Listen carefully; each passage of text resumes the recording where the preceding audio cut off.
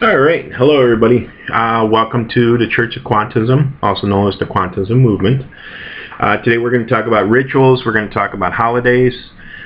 Before I get started, I want to explain the picture that you're seeing in back. The first evidence of the feast is from Egypt, and the feast we're talking about is Christmas. Way before the birth of Jesus, before the thought of Santa Claus and any of that. I mean, a lot of these holidays, they came from other places and eventually evolved into what they are now. This is an example that I want to show, so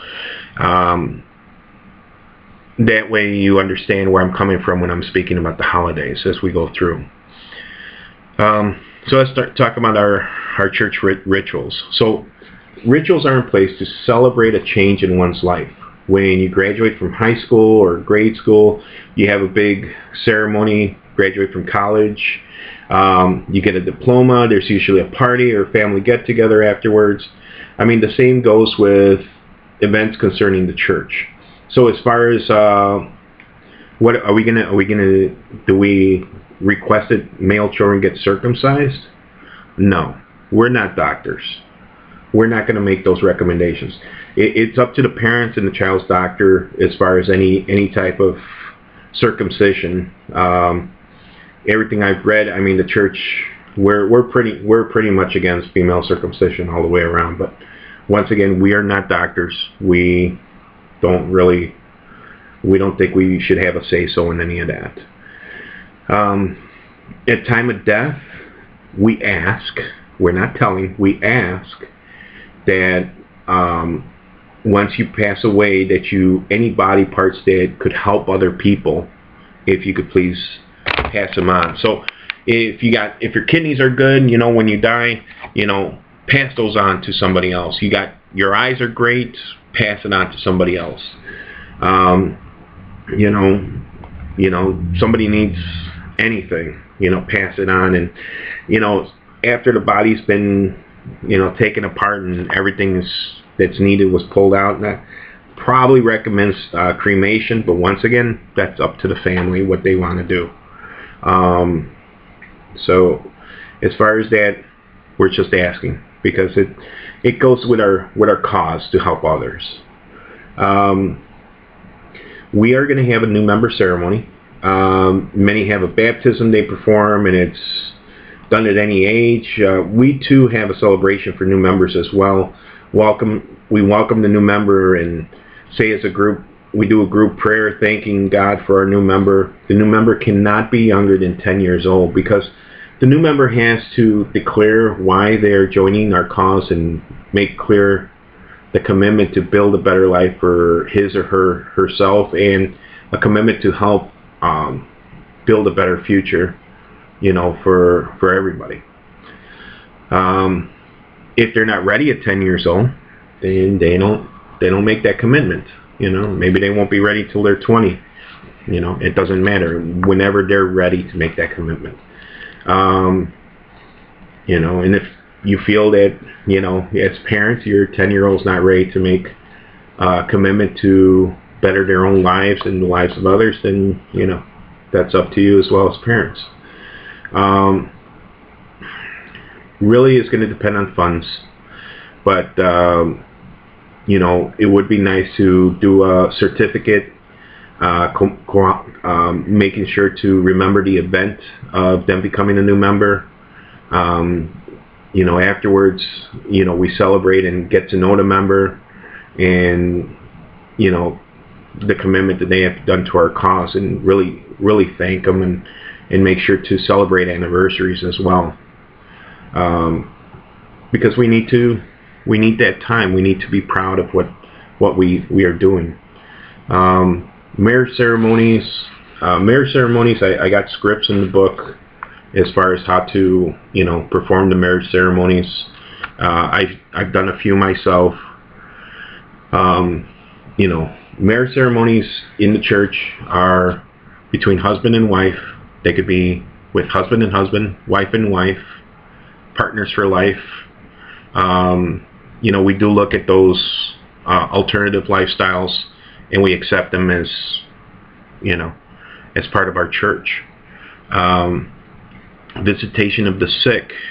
Visitation of the sick is very important, and we're not just visiting church members.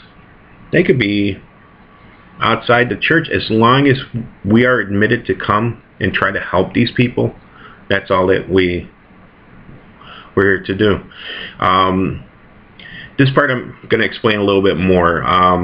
There's another section that goes into as far as the energy that's in our bodies, and there's another video here that explains about how we see God as energy. Positive energy is a very important role as far as helping the sick. We do laying of the hands. As a group, we lay hands on sick people. We don't speak. We just focus our energy to pass on that energy onto the sick person, and the sick person has to, if they're awake, of course, needs to focus on the problem area and focus their energy into that. This is done between 2 to 5 minutes to make sure the energy is passed on to the ill person and to help in the healing process. If you haven't read the book, you're probably thinking, I've lost my mind, but actually have seen something similar to this work very, very well, and I've done a lot of research in it as far as that positive energy. The only time we cannot lay hands is if the person has something that will get us really sick. You got to be mindful of the space that you're into. You cannot become a fire hazard by putting an entire congregation inside a little tiny room. So, we gotta be logical in every aspect. Funeral services, I do have scripts in the book as well as far as different funeral services. Funeral services is usually the church leader, or if the family and church members decide to have a specific person speak on behalf of the person that had passed away. Family member, somebody that feels that, that needs to speak. So holidays and events. So, do we celebrate holidays? Yes, we do. That's a big yes. We celebrate holidays because they are a time of family. So during Christmas time, do we say that we're celebrating the birth of our Savior? Well, of course not. We're not going to say that, but we're going to put up a tree. We're going to follow a lot of the traditions. We're going to, put out gifts. We're going to talk about Santa Claus. Well, it's a family time. Now, that's a Christian example. So let's say you come from a family that's a different religious group, and they have certain holidays that they get together. You celebrate those holidays. You need that family time. You need that togetherness to be there for others. It is very important. One of my recommendations is if you came into our church and you came from a family that had a belief system that didn't celebrate holidays, which, some of you know about that. My recommendation is start celebrating some holidays. For you, your wife, your kids, your husband, just get together and start celebrating these holidays. Gotta have happy times to look forward to. So it's really important. The church does have its own little holidays for celebrating when the location started, anniversaries of the members that I mentioned before. Those are bonding experiences as a group that we need to do. Family, friends should be invited to celebrate with all of us. Always be mindful of people wanting to gain power and wanting to drive the church into a different direction. So, reason I bring that up in this moment is sometimes if you bring other family members, you bring let's say a minister from another church, you celebrate with them, but be mindful that they might be trying to push everybody as a group into, different way of thinking outside of our mission. So we don't agree with other religions, and we don't attack them either. Okay? We don't attack them at any level. Everybody should be free to choose what they believe in and what church or not believe in. That's our belief system. Everybody should be free to do what, follow what they want to believe.